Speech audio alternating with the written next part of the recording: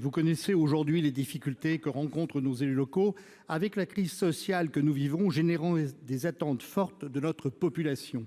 Tout cela dans un contexte de défiance vis-à-vis des institutions qui rejaillit sur les élus locaux et qui se traduit aujourd'hui par de la violence verbale et physique. Ceci est intolérable.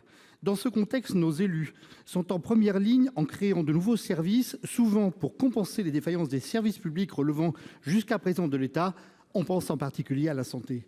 Aujourd'hui, ces mêmes élus voient leur marge de manœuvre financièrement fortement réduite par, d'une part, l'évolution rapide des dépenses liées à l'inflation, ainsi qu'aux revalorisations nécessaires des salaires, et par, d'autre part, une évolution plus faible de leurs recettes mises sous tutelle de l'État. Est en jeu la question de la préservation des capacités d'investissement des collectivités locales, qui représentent, je vous le rappelle, 70% de l'investissement public. Comment pourront-elles renforcer leur engagement dans les transitions ? Si des aides existent, le reste à charge est de plus en plus insoutenable. Est également en jeu notre cohésion sociale et territoriale, dont la Commission européenne elle-même, en mai dernier, a rappelé l'importance pour la dynamique de développement de notre pays tout entier. Monsieur le ministre, pouvez-vous dès aujourd'hui nous assurer d'une évolution des dotations de l'État au moins égale à l'inflation à compter du prochain budget et une remise à plat rapide des dotations en vue de renforcer leur péréquation? Tout aussi urgente est la remise à plat de la fiscalité locale, pour laquelle aujourd'hui les collectivités ont perdu toute autonomie, pourtant affirmée par la Constitution, et trouver un nouveau panel de ressources fiscales.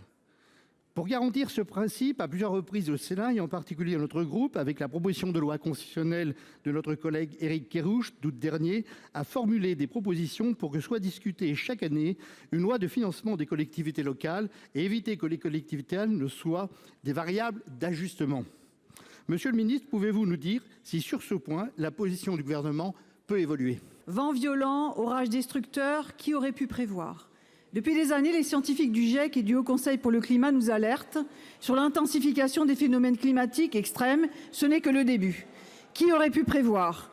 Élisée Reclus, en 1864, dans La Terre détruite par l'homme, je cite : « Quelle que soit la liberté conquise par notre intelligence et notre volonté propre, nous n'en restons pas moins les produits de la planète. Attachés à sa surface comme d'imperceptibles animalcules, nous sommes emportés dans tous ces mouvements et nous dépendons de toutes ces lois. » Qui aurait pu prévoir ? À l'heure d'un vote à minima sur la restauration de la nature au Parlement européen, la dure réalité implacable, c'est l'effondrement des populations d'insectes.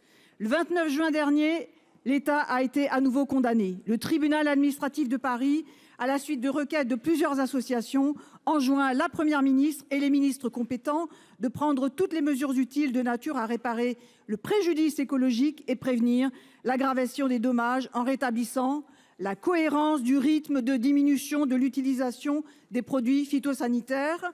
La réparation du préjudice devra être effective au 30 juin 2024 au plus tard. Oui, il y a préjudice écologique résultant, je cite, de la contamination généralisée, diffuse, chronique et durable des eaux et des sols par les pesticides.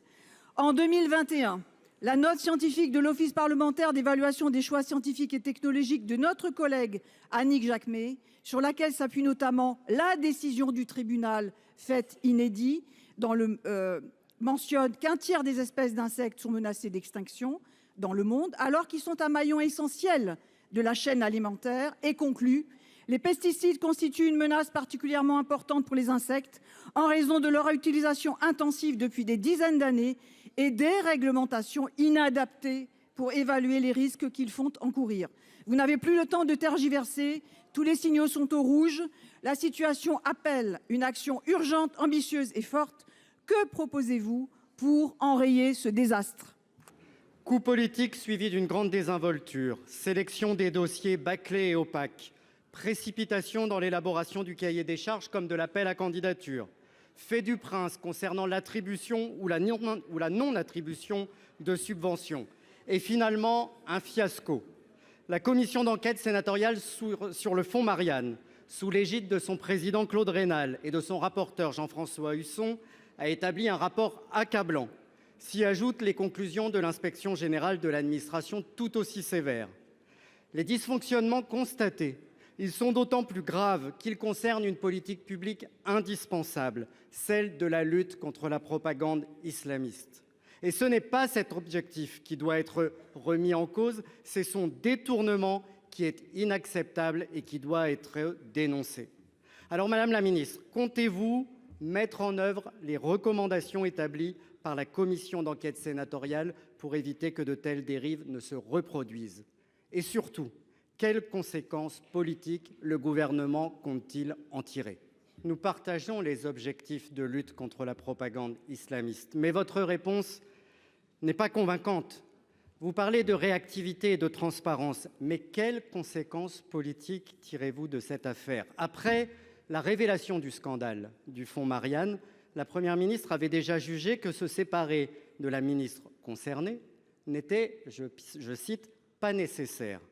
Pourtant, disons-le, dans n'importe quel autre pays européen, Madame Schiappa aurait déjà démissionné du gouvernement. Il y a eu dans cette affaire beaucoup d'irresponsabilité. Il est temps de faire prévaloir le principe de responsabilité politique. C'est une exigence démocratique, c'est une exigence républicaine.